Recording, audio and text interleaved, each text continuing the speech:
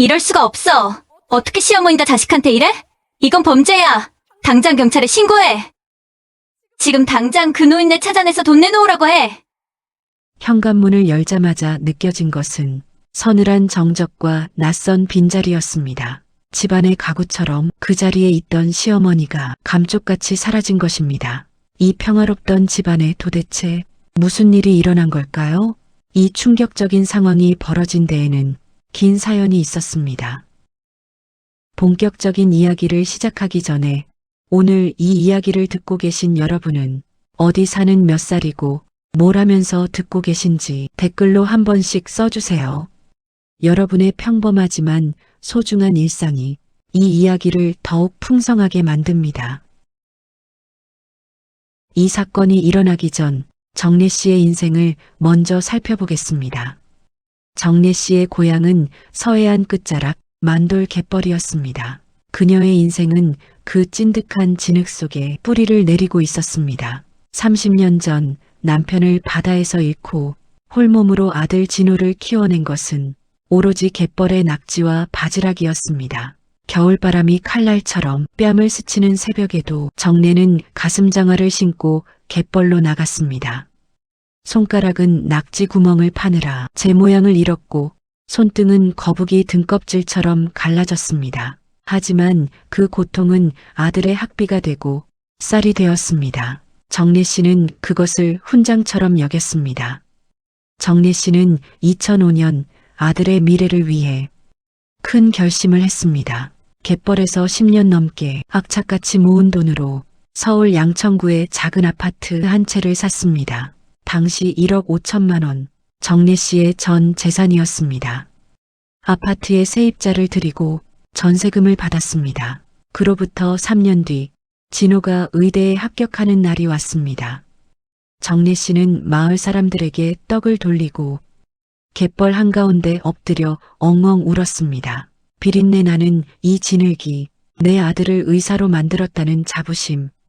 그것 하나로 정례 씨는 평생의 고단함을 씻어냈습니다. 정례 씨는 세입자에게 전세금을 돌려주고 그 아파트 열쇠를 아들 손에 쥐어주며 눈물을 흘렸습니다. 진호야, 서울에 엄마가 집 하나 마련해뒀다. 내가 대학 다니면서 거기서 살고 나중에 장가 가서도 그 집에 살아라. 엄마가 너 주려고 장만한 거다. 진호는 어머니를 끌어안고 울었습니다.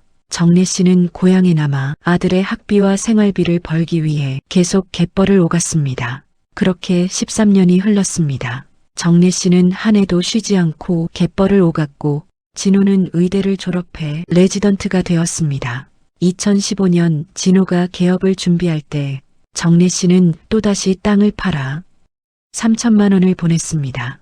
2018년 진호가 결혼했습니다. 며느리 희수는 낡은 신혼집이 불만이었지만 그래도 서울에 집이 있다는 것만으로 친구들 앞에서 어깨를 폈습니다. 그로부터 4년 뒤 정례 씨는 고향 땅 일부를 팔아 리모델링 비용 1억 원을 보냈습니다. 자신의 노후 자금으로 아껴두려던 마지막 땅의 일부였습니다.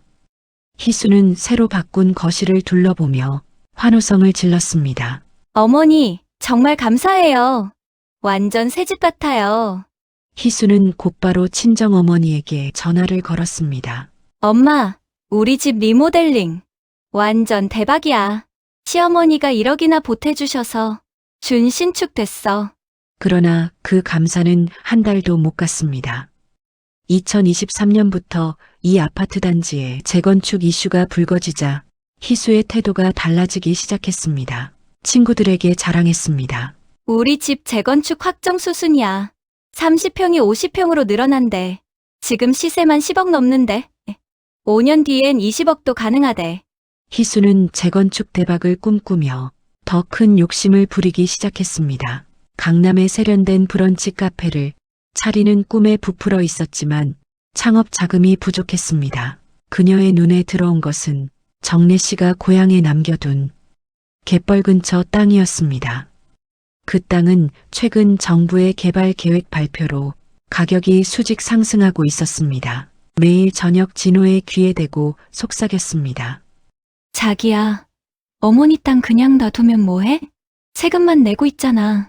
그거 지금 팔면 우리 강남에 가게 차리고 당신 나중에 개인 병원 차릴 때도 큰 미천이 될 텐데. 진호는 난처한 기색을 보이며 고개를 저었습니다. 그 땅은 안 돼. 아버지가 유일하게 남겨주신 유산이라고. 어머니가 절대로 안 파신다고 했어. 희수는 목소리를 높였습니다. 아유, 진짜 답답해. 요새 누가 땅을 놀려요?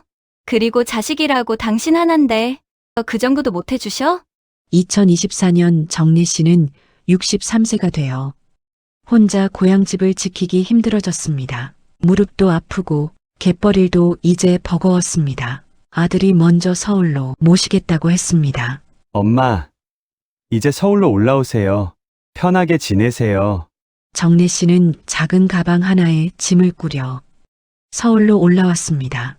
20년 전 자신이 마련한 그 아파트로 들어가던 날 희수의 얼굴은 굳어 있었습니다. 하지만 정래 씨는 새벽 5시면 일어나 집안일을 도맡았습니다. 빨래와 청소, 식사 준비까지 모두 정래 씨의 몫이었습니다.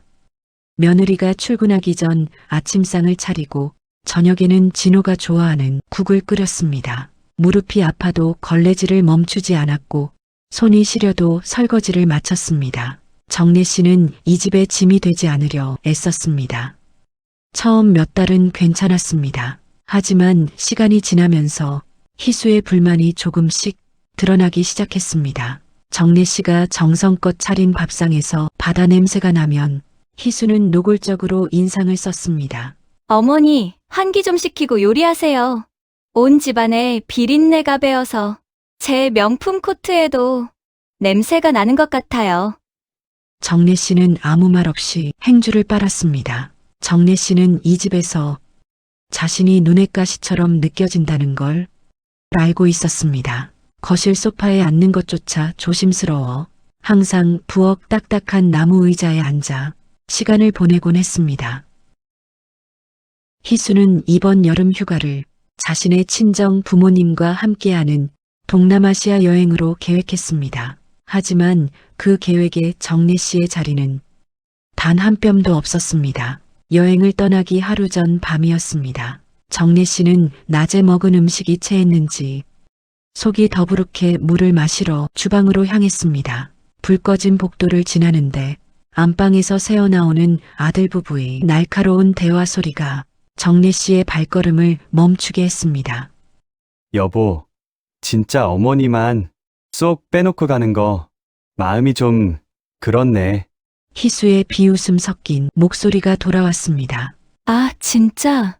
우리가 여태껏 모시고 살았으면 됐지. 솔직히 말해서 어머니랑 같이 가면 우리 부모님이 마음 편히 계시겠어? 사돈끼리 섞이는 것도 불편하고 무엇보다 어머니 몸에서 나는 그 갯벌 비린내. 나 진짜 이제 못 참겠어. 정래 씨는 주방 문틀을 잡은 손에 힘을 주었습니다. 손등에 핏줄이 도드라졌습니다. 솔직히 시어머니는 피 한 방울 안 섞인 남이잖아. 우리 엄마 아빠는 내 부모지만 시어머니는 법적으로만 가족이지. 사실 남이나 다름없어. 남하고 24시간 붙어 있는 게 쉬운 줄 알아? 남, 그 단어는 정래 씨의 심장을 갈기갈기 찢어 놓았습니다. 30년을 아들 하나 보고 살았고 며느리가 들어왔을 때는 딸 하나 얻은 줄 알고 애지중지했습니다. 며느리가 친구들을 데려오는 날이면 정래 씨는 부엌 구석방에 숨어 숨소리조차 크게 내지 않았습니다. 그런데 돌아온 대답이 남이었습니다. 어머니 요양원이라도 보내든지 대책을 세워야 해. 그리고 땅 파는 거 확 답 안 주시면 나도 이제 더는 못 참아. 희수의 목소리에는 일말의 망설임도 없었습니다. 진호는 침묵했습니다. 그 침묵은 정래 씨에게 더 큰 칼날이 되어 다가왔습니다. 정래 씨는 조용히 방으로 돌아와 어둠 속에 앉았습니다. 이 손으로 만든 밥을 먹고 아들은 의사가 되었고 이 손이 내준 돈으로 며느리는 화려한 삶을 누립니다. 하지만 이제 이 손은 며느리에게 부끄러운 악취의 근원일 뿐이었습니다. 정래 씨는 그날 밤 소리 없이 울며 결심했습니다. 가족이 아니라고 말하는 사람들에게 진짜 남이 무엇인지 보여주기로 말입니다. 다음 날 아침 정래 씨는 평소보다 더 일찍 일어나 정성스럽게 아침상을 차렸습니다. 희수는 아무 일 없었다는 듯 생글거리며 정래 씨의 팔짱을 꼈습니다. 어머니, 저희 오늘 떠나는 거 서운해하지 마세요. 다녀오면서 어머니 좋아하시는 전복이랑 옥돔 가득 사올게요. 집 좀 잘 부탁드려요. 정래 씨는 희수의 얼굴을 가만히 응시했습니다. 그 가식적인 미소 뒤에 숨겨진 차가운 남의 얼굴을 보았습니다. 그래, 걱정 말고 잘 다녀오너라. 가서 너희 부모님께 효도 많이 하고. 정래 씨의 목소리는 호수처럼 평온했습니다. 진호는 어머니의 눈을 피하며 서둘러 짐을 챙겼습니다. 아들은 어머니의 희생을 당연하게 여기며 현관문을 나섰습니다. 가족들이 집을 나서자마자 정래 씨는 움직이기 시작했습니다. 그녀는 가장 먼저 고향 친구의 아들이자 변호사인 상철에게 전화를 걸었습니다. 상철은 정래 씨를 친어머니처럼 따르는 변호사였습니다. 상철아, 나다. 이모, 어쩐 일이세요? 상철아, 내가 고향으로 내려갈 것 같다. 바닷가 근처에 혼자 살 만한 작은 집 좀 알아봐 주겠니? 전화 너머로 상철이 잠시 침묵하다가 조심스럽게 물었습니다. 이모 무슨 일 있으세요? 괜찮다. 그냥 내 땅 밟고 살고 싶어졌어. 급한 건 아니니까 천천히 좋은 데 있으면 연락 다오. 알겠습니다, 이모. 제가 좋은 곳 찾아볼게요. 고맙다, 상철아. 그리고 하나만 더 물어보자. 내가 진호한테 보낸 돈 있잖아. 계좌이체 기록 다 있는데 이거 법적으로 돌려받을 수 있겠니? 이모, 증여가 아니라 차용이었다는 걸 증명해야 하는데 당시에 빌려주는 거라고 문자로 보내거나 말씀하신 적 있으세요? 문자야 없지. 근데 내가 가계부에 다 적어뒀어. 그리고 진호가 나중에 갚겠다고 한 적도 있고. 그럼 일단 내용 증명으로 상환 청구해 보시죠. 진호 형이 인정하면 간단하고 다투면 소송 가야 할 수도 있습니다. 알았어. 일단 내용 증명부터 보내자. 전화를 끊은 정래 씨는 곧바로 부동산 세 곳에 연락했습니다. 양천구 아파트를 금매로 내놓았습니다. 일주일 안에 계약하실 수 있는 분이면 시세보다 조금 낮춰드려도 됩니다. 금매로 내놓자 이틀 만에 매수자가 나타났습니다. 계약금을 받고 일주일 뒤 잔금을 치르기로 했습니다. 정래 씨는 바로 움직였습니다. 상철에게 법률 자문을 받고 중고업체를 불러 가구를 처분했습니다. 희수가 그토록 아끼던 이태리제 가구들이 트럭에 실릴 때 정래 씨는 그 자리에 서서 먼지를 털어냈습니다. 표정 하나 변하지 않았습니다. 정래 씨는 은행에 들러 모든 예금을 인출했습니다. 마지막으로 정래 씨는 작은 여행 가방 하나에 옷가지를 챙겼습니다. 그 안에는 남편의 낡은 사진 한 장과 진호가 의대 합격했을 때 받았던 상장이 들어 있었습니다. 그리고 부엌 식탁이 있던 자리에 낡은 가계부 한 권을 놓았습니다. 거기에는 자신이 아들을 위해 보낸 돈의 기록이 빼곡한 손글씨로 적혀 있었습니다. 2005년 8월 15일 아파트 1억 5천 땅 매각. 2015년 2월 18일 개업자금 3천만 원. 계좌이체 땅 매각. 2018년 5월 2일 결혼 5천만 원 계좌이체. 2022년 10월 3일 리모델링 1억 원 계좌이체. 땅 일부 매각. 내 노후 자금. 2023년 5월 20일 생활비 지원 100만 원씩 24개월 계좌이체. 가계부 곳곳에 갯벌흙이 묻어 있었습니다. 정래 씨가 일하다 말고 적은 흔적이었습니다. 가계부 끝에는 정래 씨의 단호한 글씨로 적힌 짧은 편지가 있었습니다. 진호야, 너는 내 아들이 아니라 내가 갯벌에서 건져 올린 가장 귀한 생명인 줄 알았다. 그런데 내 아내는 나더러 피 한 방울 안 섞인 남이라고 하더구나. 남한테 내 평생을 줄 수는 없지 않겠니? 아파트는 원래 내 명의였다. 너 주려고 샀지만 남 취급받으면서까지 줄 수는 없구나. 그동안 보낸 돈도 상철이를 통해 상환 청구했다. 내가 인정하면 할부로라도 갚거라. 다투고 싶으면 법원에서 보자. 시어머니는 가족이 아니니 나도 이제 너희를 가족이라 생각하지 않으련다. 남답게 살 거라. 갯벌에서 엄마, 진호야, 미안하다. 하지만 엄마도 사람이다. 남 취급받으면서까지 참고 살 순 없구나.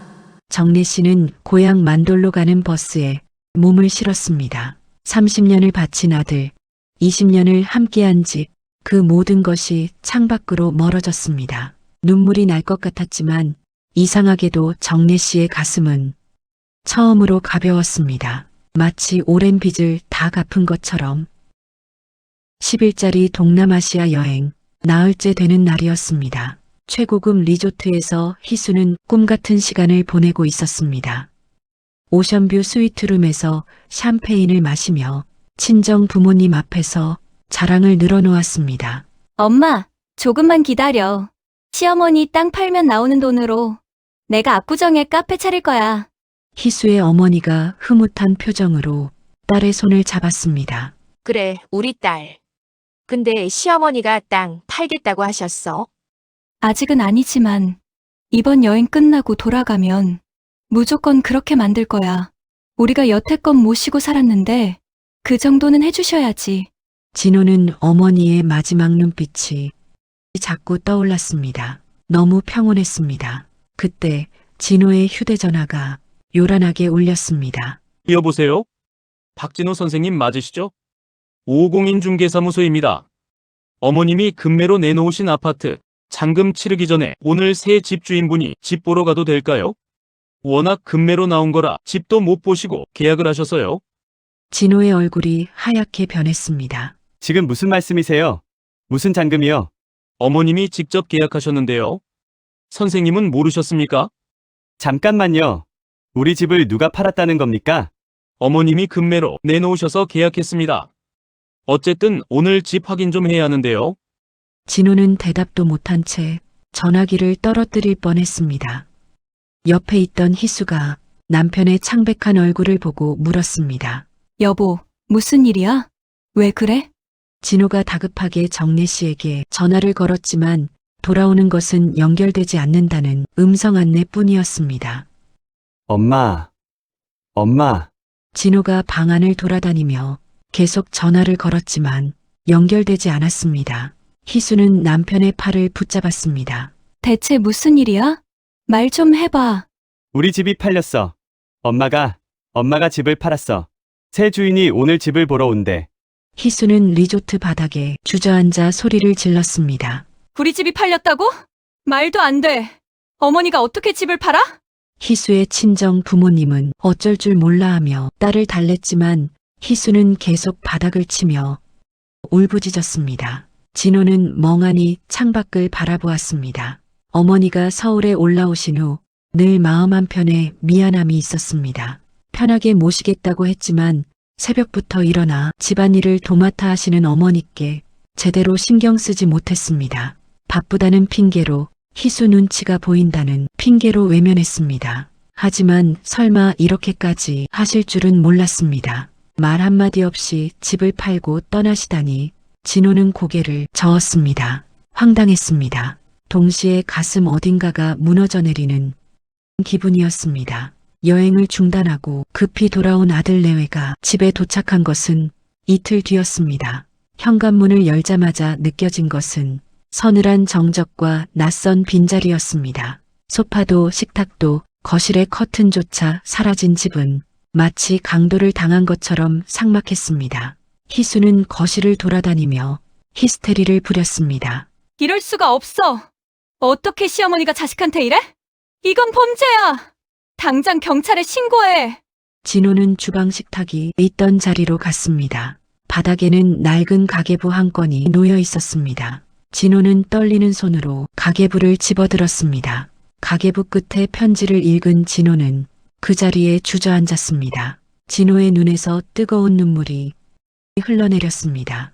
희수는 편지를 읽고는 진호의 멱살을 잡았습니다. 이게 다 당신 때문이야. 당신이 어머니한테 말을 잘못해서 이 난리가 난 거잖아.